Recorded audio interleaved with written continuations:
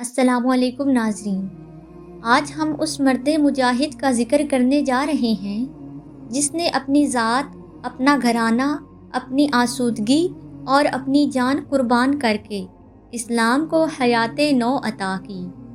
یہ وہ عظیم المرتبہ ہستی ہیں جن کی ولادت کا انتظار صرف ایک ماں اور ایک باپ کو نہیں تھا، بلکہ آسمانوں کے فرشتے بھی چشم براہت تھے، کیونکہ اس شہزادہ حق کی آمد کے ساتھ ہی پطرس کے ٹوٹے ہوئے بازوؤں کو شفا ملنی تھی، راہب کی برسوں کی عبادت کو قبولیت نصیب ہونی تھی اور کائنات کے در و دیوار جشن میں ڈھل جانے تھے۔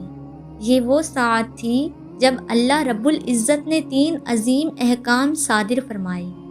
جنت کو حکم ہوا اپنی آرائش مکمل کر لے، حوروں کو حکم ملا کہ دلہنوں کا روپ دھار لیں، اور دوزخ کو فرمان دیا گیا کہ اپنی آگ کو سرد کر لے، کہ آج وہ ہستی دنیا میں تشریف لا رہی ہے جس کی محبت نجات اور جس کی مخالفت ہلاکت ہے۔ 3 شعبان 4 ہجری بمطابق 8 جنوری 626 عیسوی کو اللہ تعالیٰ نے اپنے آخری نبی حضرت محمد مصطفیٰ صلی اللہ علیہ وسلم کی لخت جگر سیدہ فاطمہ الزہرا سلام اللہ علیہا کو جنت کے جوانوں کا سردار، حق کا شہزادہ عطا فرمایا۔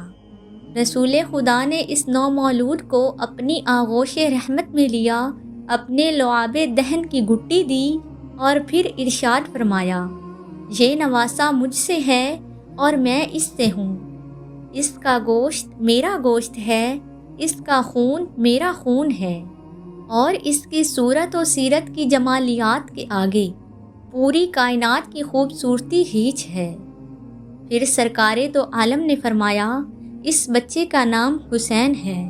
ابھی امیر المومنین علی ابن ابی طالب اور بی بی فاطمہ الزہرا اس سعادت برے لمحے کی لذت محسوس ہی کر رہے تھے کہ یکا یک رسول خدا کی آنکھوں سے آنسو رواں ہو گئے۔ بی بی فاطمہ نے لرزتی ہوئی آواز میں عرض کیا، بابا جان، خوشی کے اس لمحے میں آنسو؟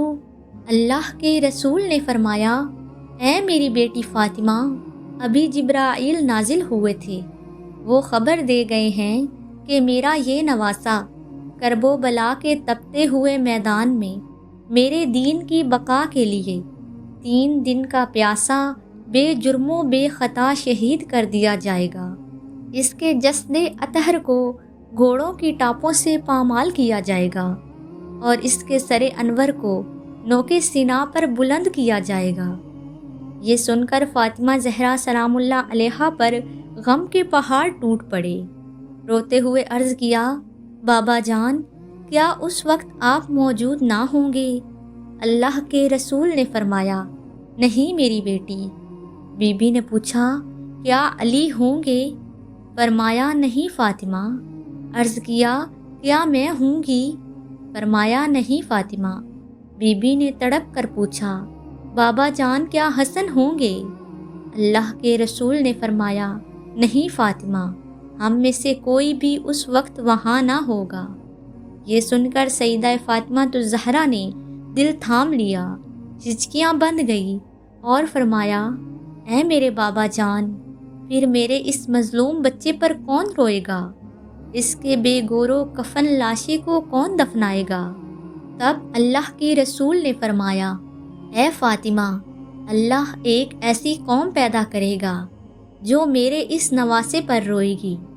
اس قوم کے بچے حسین کے بچوں پر گریہ کریں گے، اس قوم کے جوان حسین کے جوانوں پر نوحہ کریں گے، اور اس قوم کی عورتیں حسین کی عورتوں پر آنسو بہائیں گی، اور اس قوم کے بزرگ حسین کے بزرگوں کا غم منائیں گے۔ یہ قوم حسین کے ہر غم پر روئے گی۔ یہ سن کر سیدہ فاطمہ الزہرا سلام اللہ علیہا نے قسم کھا کر فرمایا، اے میرے بابا جان، مجھے قسم ہے اس ذات کی جس نے مجھے بنت رسول اور جنت کی سردار بنایا، میں جنت میں اس وقت تک قدم نہیں رکھوں گی جب تک میرے حسین پر رونے والے جنت میں داخل نہ ہو جائیں گے۔